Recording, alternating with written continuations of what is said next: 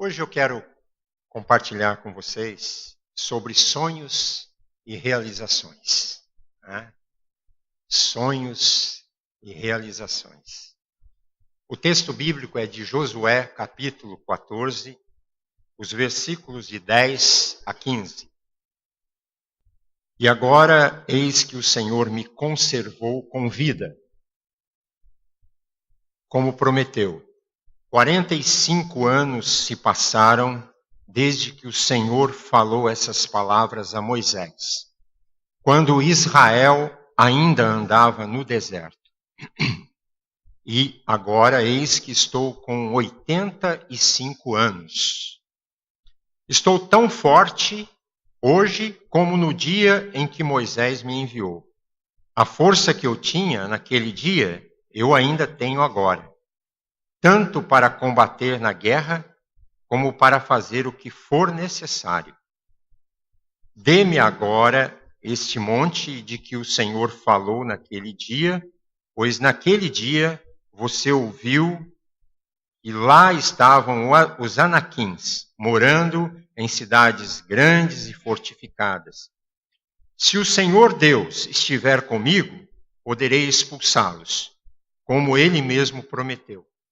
Josué o abençoou e deu a cidade de Hebrom a Calebe, filho de Jefoné, para ser a herança dele.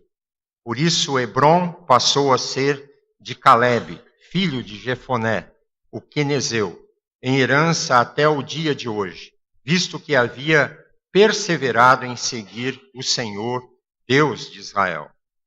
Antes disso, o nome de Hebrom era Kiriat Arba.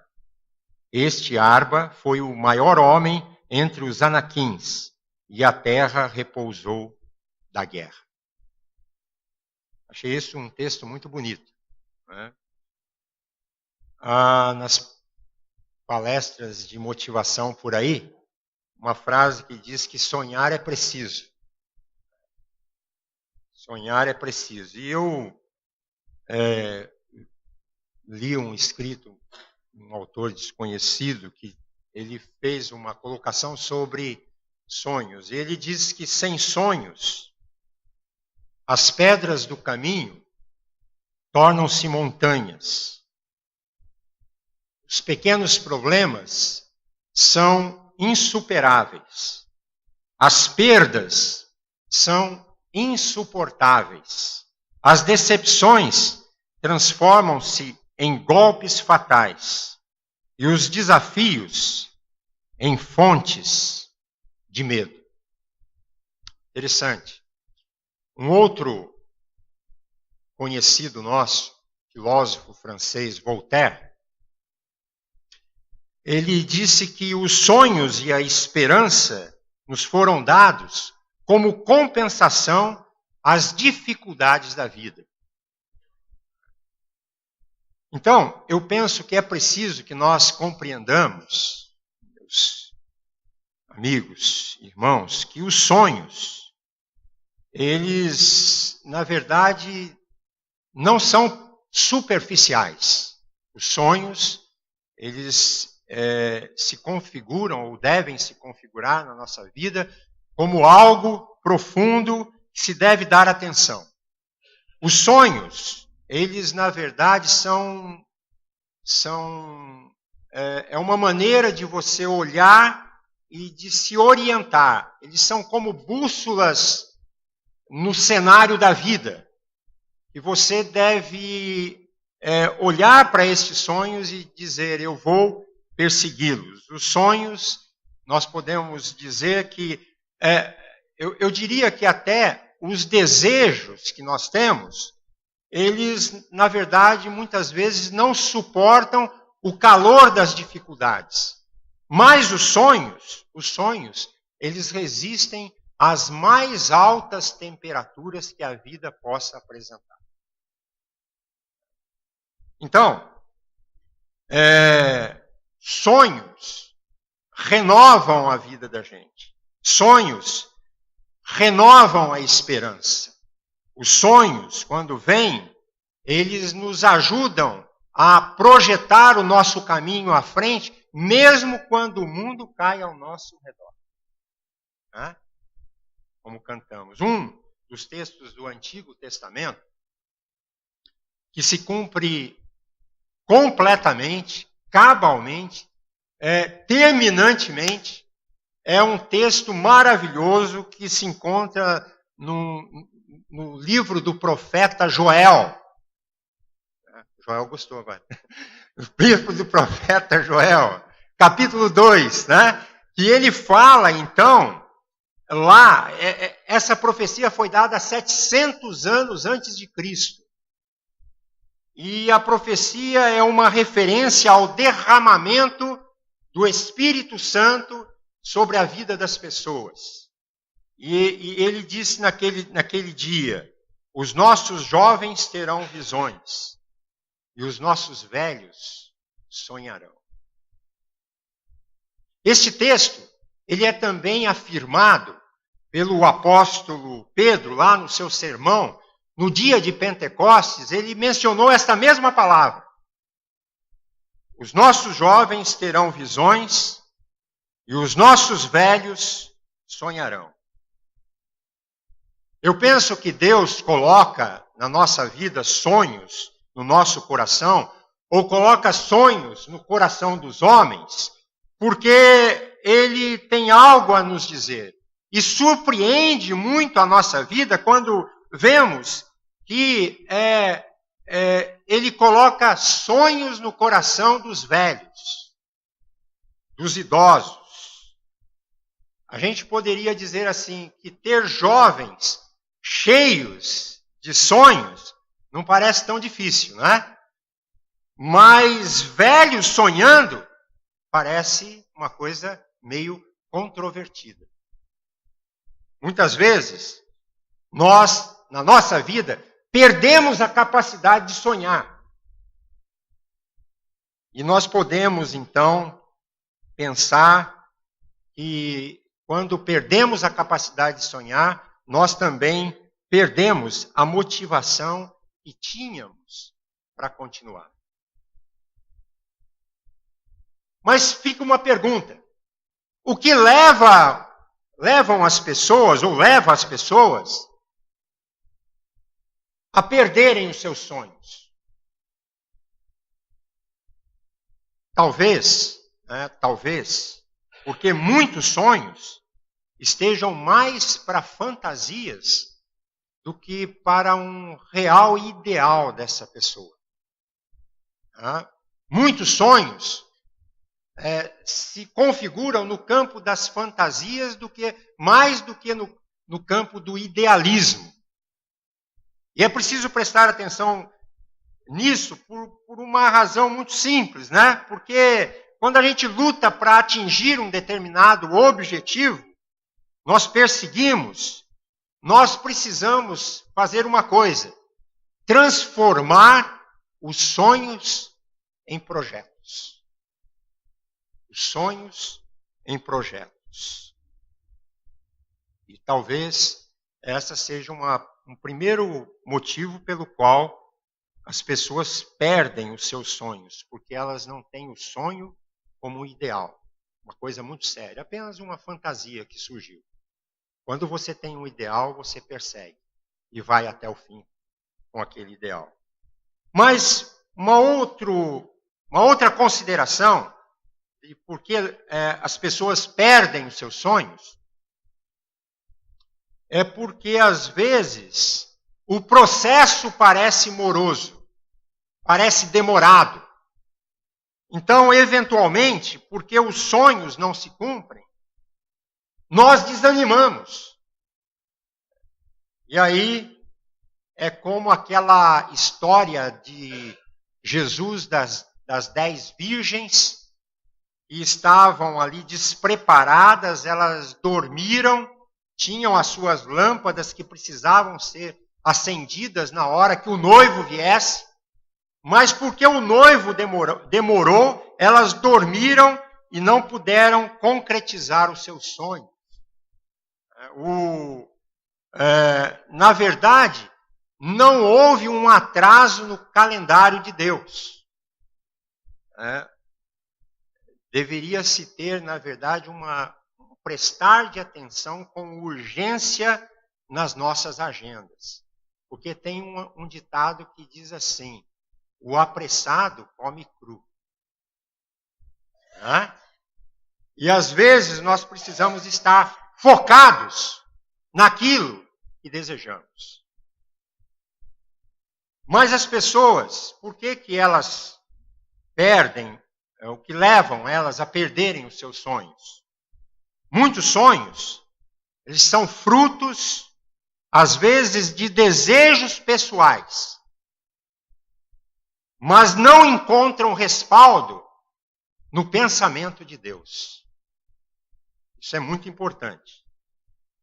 Não pedimos muitas vezes a orientação de Deus. Não nos submetemos a Deus. Dizemos que cremos em Deus, mas não o consideramos nos nossos projetos, nos nossos sonhos. E muitas vezes nós acabamos atropelando os processos e atropelamos na tentativa do quê? De fazer com que os nossos desejos se realizem a qualquer custo. E o resultado, no final, é terrível. É frustração e cansaço. Neste texto, nós vemos Caleb. Caleb foi um dos espias, um dos espias competentes mandados para vistoriar a terra que ia ser dado a eles. E 2 voltaram, trazendo um relatório muito legal, dizendo, dá para entrar naquela terra. E um desses espias que voltou dizendo isso foi o Caleb. E o Caleb, ele foi fiel ao projeto de Deus. Porque o projeto de Deus se tornou o sonho dele. E ele estava lutando na sua vida por uma antiga promessa, um antigo sonho de Deus que passou a ser o seu próprio sonho. E naquela época, o Caleb tinha quantos anos? 40 anos. 40 anos. Agora, ele está com 85. Então, quantos anos passaram? Ele agora olha para Deus e ele como que ele reivindica o que o próprio Deus prometeu. Ele está dizendo, olha, você disse. Eu não esqueci, já passaram 45 anos. E o texto diz, tinha eu 40 anos quando Moisés, servo do Senhor, me enviou a Cades Barneia para espiar a terra.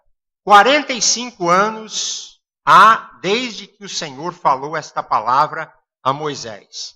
Estou forte, ainda hoje, como nos dias em que Moisés me enviou. Interessante, né? Caleb havia recebido uma promessa. E isto ocupava a sua mente dia e noite. Ele focou na promessa que Deus tinha feito a ele. Grande objetivo nosso deve ser o foco. Se você tem um objetivo, você precisa focar neste objetivo. E ele era um homem que ficou atento ao sonho de Deus. Estava agora com 85 anos, mas o que o sustentava era esta promessa de Deus. E ele queria que isso acontecesse. Então, ele sonhava com a concretização daquele projeto. Mas uma pergunta fica.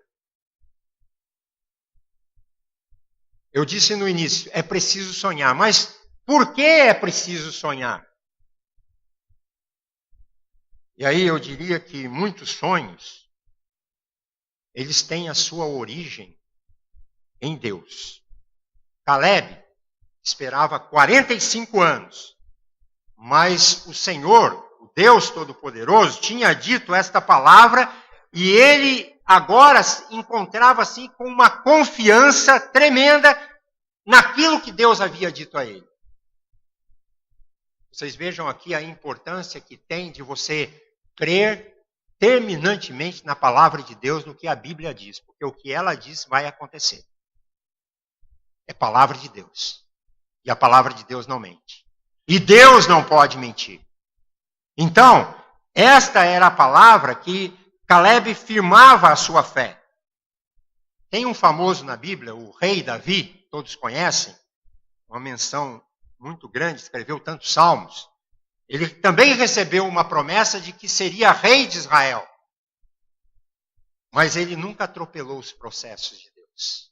Ele sempre aguardou. Ele sabia que podia continuar sonhando, porque esses sonhos, daquilo que Deus fala, eles vão se cumprir na vida daquele que crê em Deus. Sonhos, sabe, sustentam a nossa existência. Sonhos nos faz com que nós tenhamos uma base para prosseguir. Josué, ele vai afirmar que, ali no texto, que o Caleb estava tão forte como no dia que Moisés havia enviado ele para espiar aquela terra. Lá em Josué capítulo 14, versículo 11. A sua força física, a gente pode pensar um pouco, né? Talvez fosse um pouco menor do que ele tinha quando ele tinha 40. Mas a sua percepção mental era tão intensa, ele acreditava mesmo que podia realizar, né, aquilo que Deus queria entregar para ele. Então, limitações físicas são compensadas, sabe pelo quê? Pelo entusiasmo. Se você é um entusiasmado, você vai chegar lá. Não é porque você tem essa ou aquela idade. O que nós vemos aqui é que agora o Caleb está com 85 anos e ele está entusiasmado com a promessa de Deus. Sonhos, eles trazem bênção, sabe para quê? Para as futuras gerações. Você não sonha, às vezes, só porque você quer realizar o seu sonho. Você tem que ter sonhos, mas que atinjam as outras pessoas. Porque aí tem sentido. Os sonhos vão abençoar outras gerações. E essa é uma pergunta que eu fiquei fazendo comigo sobre isto. Por que Caleb estava interessado em um pedaço de terra quando ele já estava perto da morte? A única razão que eu pude pensar é que ele estava pensando nos seus filhos e nos seus netos. Ele estava pensando naqueles que viriam depois dele. E aí Deus coloca um sonho, muitas vezes para que nós sejamos beneficiados, mas Ele coloca também um sonho para que os outros sejam beneficiados. O nosso próximo. Porque a gente pode perguntar assim, por que será que Deus adia, às vezes, os sonhos da gente? O sonho de Caleb demorou 45 anos para que acontecesse. Muitas vezes, a gente fica desanimado. 45 anos. A gente às vezes desanima, né? Com o silêncio, com a demora de Deus. E fica outra pergunta. Por que às vezes Deus demora tanto? Por que às vezes Deus demora tanto? A primeira consideração que eu quero deixar aqui é que desejo que não é realizado, ou não realizado no nosso tempo, ele nos leva, sabe a fazer o quê? Ele nos leva para a presença de Deus. Às vezes, quando Deus adia os sonhos, é porque Ele está te chamando. Vem mais para perto. Fala comigo aqui. Conversa aqui no pé do meu ouvido. Eu quero ouvir a tua voz. Às vezes, Deus quer deixar a gente perto dEle. E às vezes, Ele adia os sonhos porque Ele gosta tanto de você. Ele quer ver você pertinho dele. Conversa comigo. Fala comigo a respeito dos seus sonhos. Coloca no meu altar o que você está desejando. Entrega o teu caminho a mim, porque eu conheço você muito bem. Eu sei o teu nome, foi eu que te fiz. E eu vou te carregar até o fim. Este é o Deus que está falando. Quando estamos certos de uma convicção e ela não se cumpre, isso nos leva a buscar a força e a presença de Deus, a graça de Deus, para continuar lutando e orando e crescendo. Vocês se lembram da Ana? É uma outra famosa da Bíblia. A Ana desejava um filho e isso parecia impossível porque ela era estéril. E ela orava muito, buscando e suplicando diante da presença de Deus. E quando Deus responde, e ela vê aquele menino nos seus braços, ela disse assim: por este menino orava eu. Às vezes os nossos sonhos, eles estão relacionados quem sabe, a um determinado emprego que você está querendo. O emprego que você está buscando. O emprego dos seus sonhos. Talvez esteja relacionado a isso. Isso deve levar você a orar, a batalhar e a lutar por isso. Outras vezes o seu sonho está ligado a um casamento. Quem quer casar aqui? A um casamento. Leve isso em oração a Deus. Busque a presença de Deus. Deus vai lhe mostrar alguém muito especial na tua vida. Mas Deus está esperando que você venha até Ele e coloque diante dele os seus sonhos. Sonhos adiados nos ajudam a entender que Deus é o que nós cantamos hoje aqui, soberano. Deus é soberano. E o texto lá que foi registrado nos sofrimentos de Jó, ele diz o seguinte: se ele resolveu fazer alguma coisa, quem o poderá impedir ou persuadir? O que ele deseja, isso ele vai fazer, isso fará. Então, na nossa longa espera, vamos entender uma coisa muito interessante. O plano de Deus está presente. O sonho de Deus está presente na nossa vida. E nós vamos então aprendendo a nos submeter ou a submeter a nossa vida a Ele. De que maneira? Orando, dependendo dEle, nos humilhando, colocando a nossa boca no pó e pedindo a Deus que ouça a respeito dos nossos sonhos. Mas, às vezes, os sonhos são adiados por causa dos planos insondáveis e grandiosos de Deus. O pensamento de Deus é tão alto que nós não alcançamos. O nosso pensamento é tão pequeno e a gente não consegue entender muitas vezes os pensamentos de Deus porque eles são grandiosos. No caso de Ana, Deus adiou o plano de dar-lhe um filho porque ele precisava de uma mãe orando por um filho. Ele queria que Ana orasse, que Ana buscasse a presença de Deus antes dele nascer.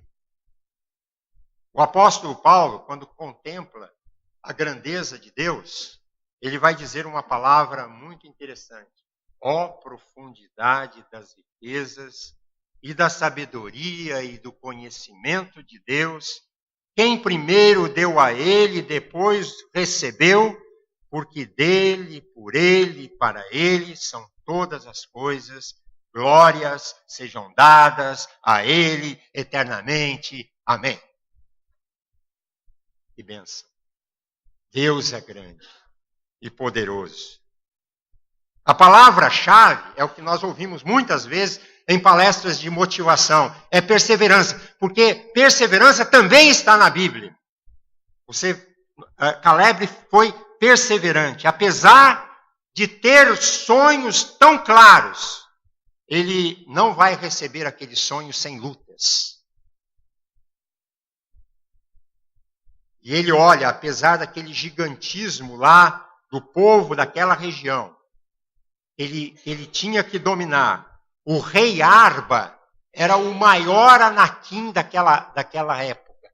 Era o maior gigante, por isso ele era rei. Era o maior que tinha.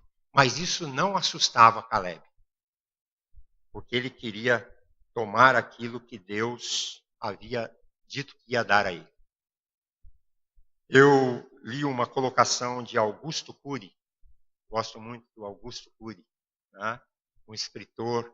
Ele tem muitos livros, até de autoajuda. Agora ele tem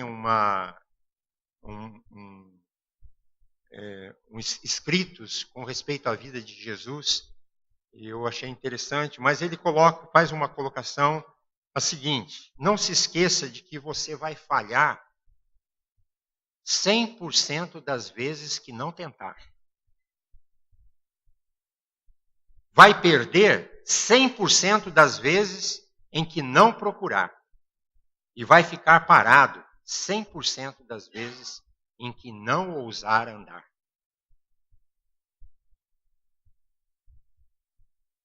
Um outro filósofo da música popular brasileira, o Raul Seixas, ele vai dizer assim: tenha fé em Deus, tenha fé na vida, tente outra vez.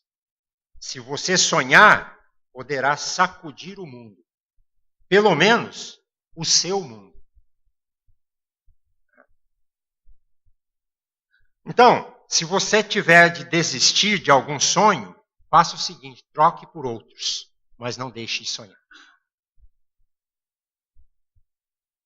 Apesar de termos as nossas limitações, os nossos defeitos, apesar das questões que envolvem, as dificuldades, nós precisamos ver que na vida nós somos únicos.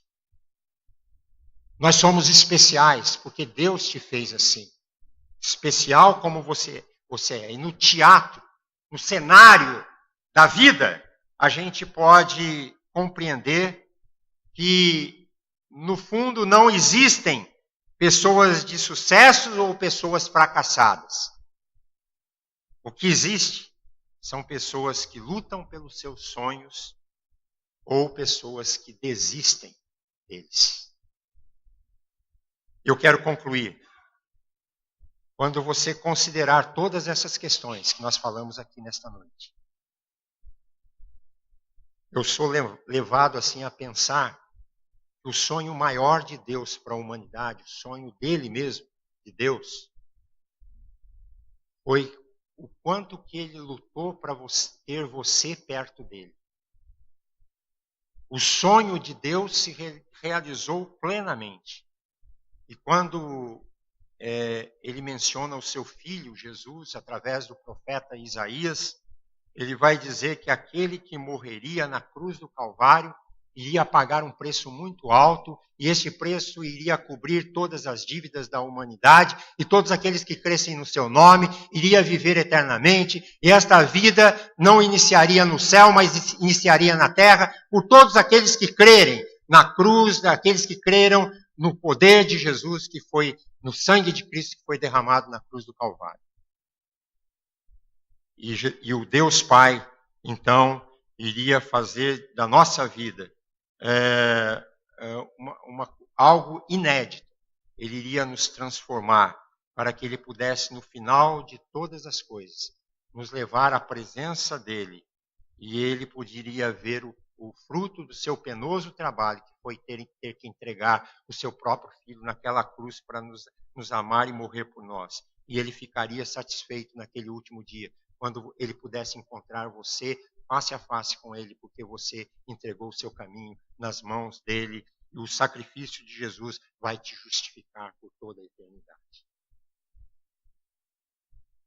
Jesus tem um sonho para as nossas vidas, de nos apresentar diante de Deus inculpáveis, santos, irrepreensíveis.